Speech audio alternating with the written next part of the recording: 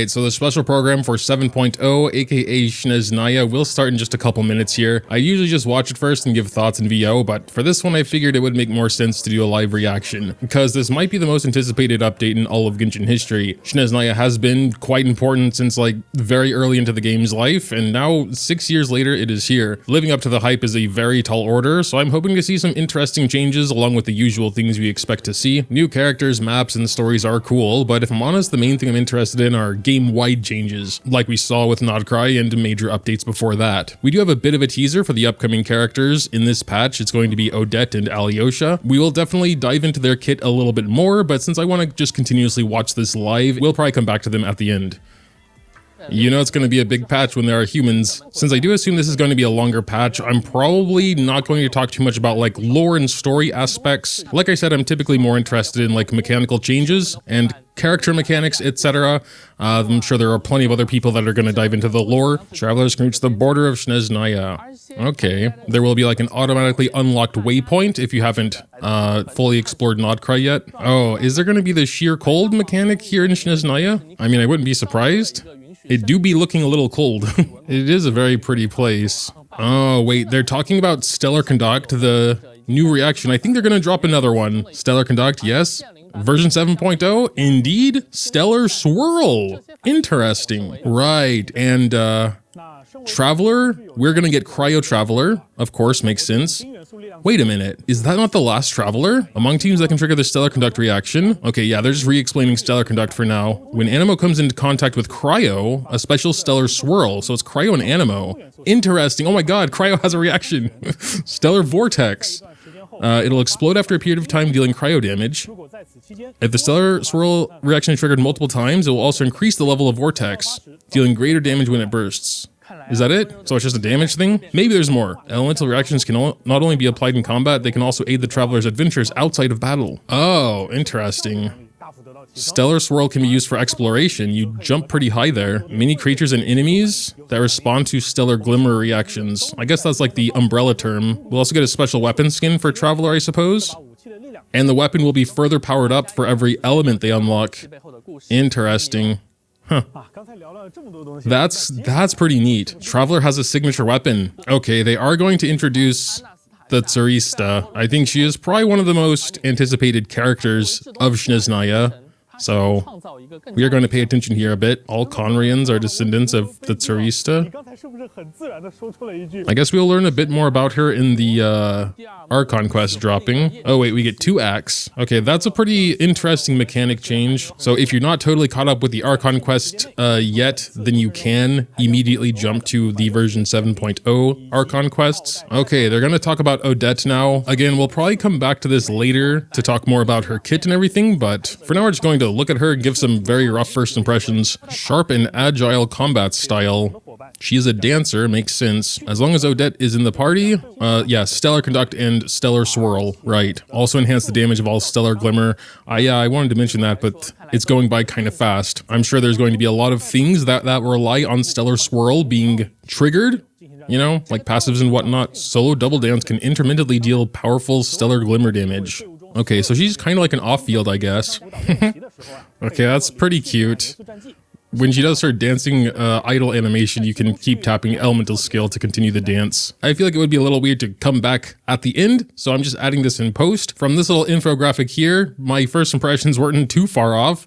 It does appear she is mainly an off-field attacker, but she also boosts the entire party's Stellar Glimmer damage. I'm not sure if they mean specifically that one passive that like all the Nodcry characters had, where it increases the base damage by like 10 or 14% or something, or if she has a specific passive that also buffs it. And then yeah, she herself deals Stellar Glimmer damage, which again I think is kind of the umbrella term for stellar damage. Odette will also mark the specialties on the minimap. One thing I missed here the first time is that she can apparently on-field as well. Here, when she uses her elemental skill again, she joins her solo dance double, okay, in like a dance. That's all they really say though. And yeah, her burst does seem to just be a, you know, instance of damage. No transformative anything going on there. It looks like we're talking about Alyosha now.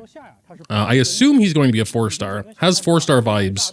But he can spot the specialties on the minimap, so that's going to be important. Power of Electro to apply Hunter's Mark to opponents. If he activates the mark while in the Pulsar field, it also provides a Stellar Conduct damage bonus. Okay.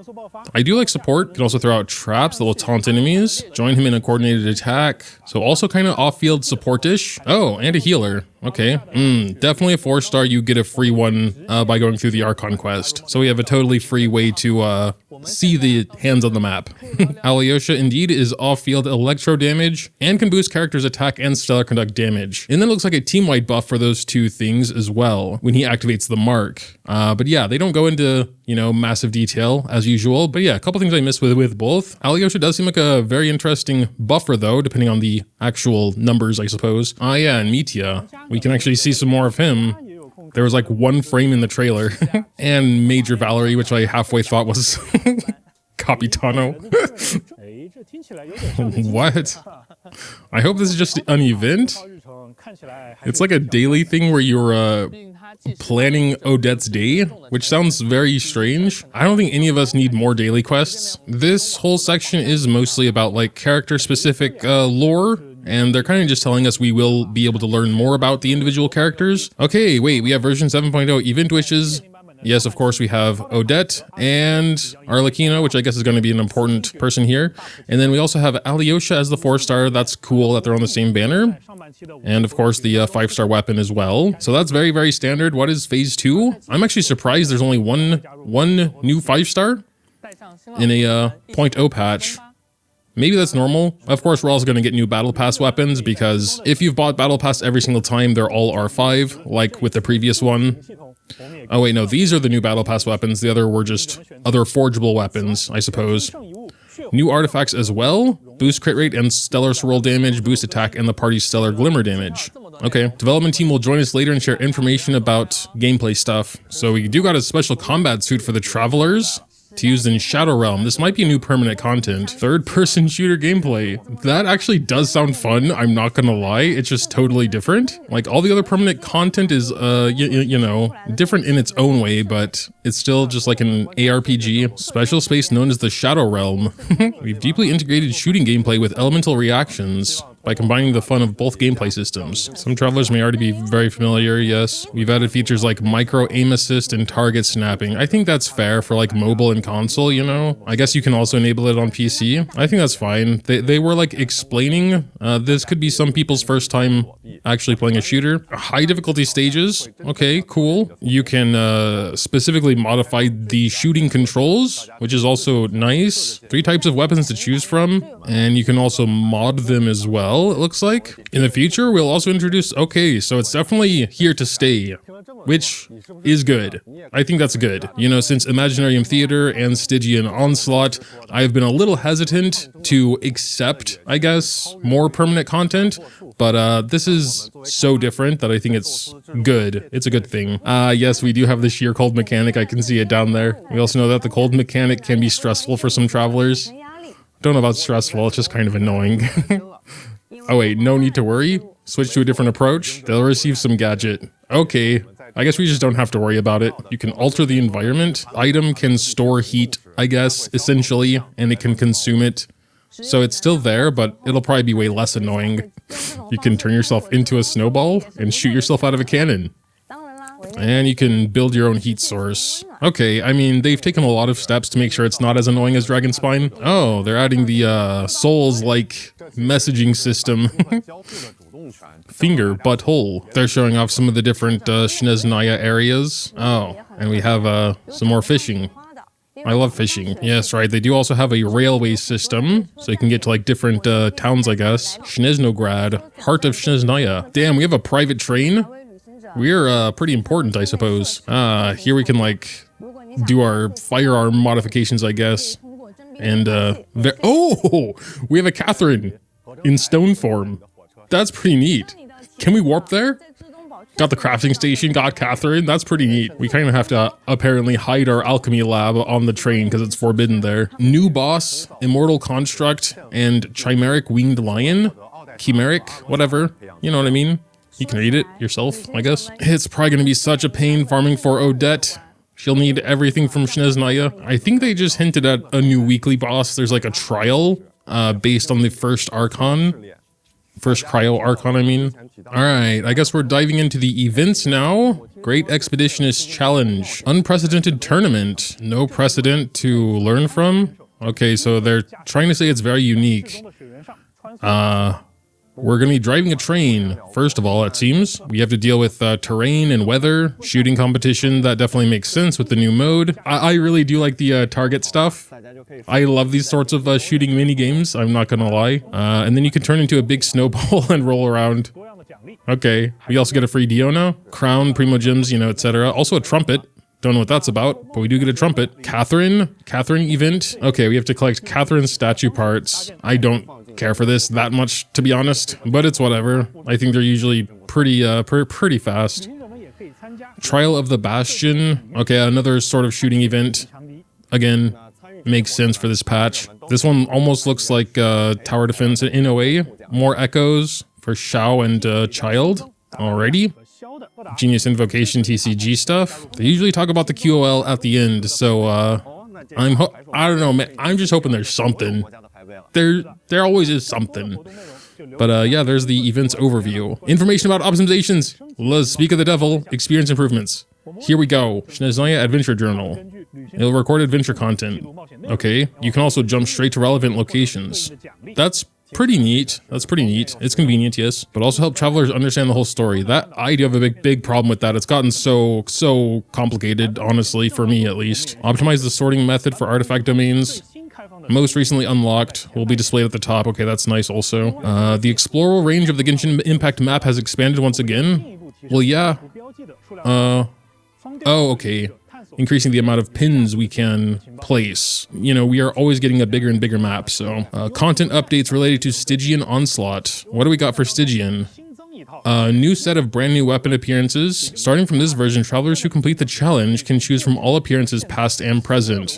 Damn, I mean, it is getting more tempting to actually try, you know, for the sub-minute. We have one more thing to share with all travelers. Last year, the development team introduced a gameplay system called...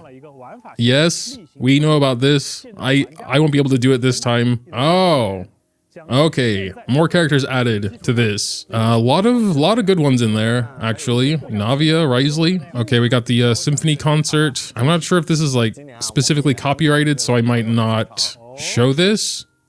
I will watch and enjoy though. I'm prepared now to go to Snezhnaya. Snezhnaya?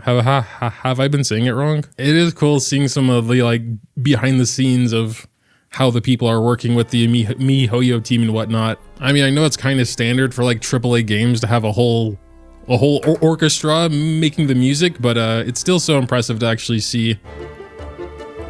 This one is a bop. On that note, one thing I really do respect about Genshin's soundtrack is that it doesn't just sound like an orchestra like a lot of games tend to do.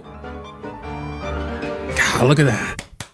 I guess we're not done talking about content, actually. We have Miliestra Wonderland updates as well. New outfits, of course. Their outfits are spectacular. These in particular, I'm actually a little tempted to go for. Outside of the test dummy, Miliestra Wonderland is still not something I interact with, really. Oh, damn, okay. So you can make a lot of different games now with they'll eventually add like the shooting style and a bunch of other stuff. I mean, yeah, depending on how creative people can get. I mean, I tinkered around with it, to be honest, and I already ran into some limitations. That is most likely because I'm not that experienced at making stuff like this. I should say I'm not experienced at all, but there is still a lot of potential there. Okay, but it does look like the special program is now ending. But okay, that was it. Maybe one of their longest special programs, actually. It's over an hour, right?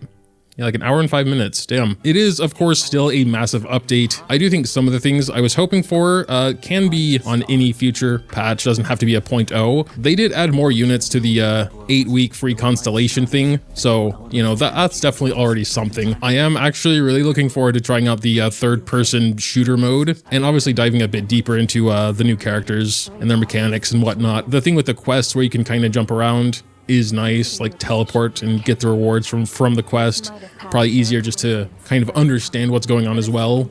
You know, things like that are always cool. I just wish there were a little bit more of them. But all right, feel free to leave your own thoughts in the comments down below. Leaving a like or subscribing if you enjoyed is always greatly appreciated as well. Thanks, as always, for watching, and until next time.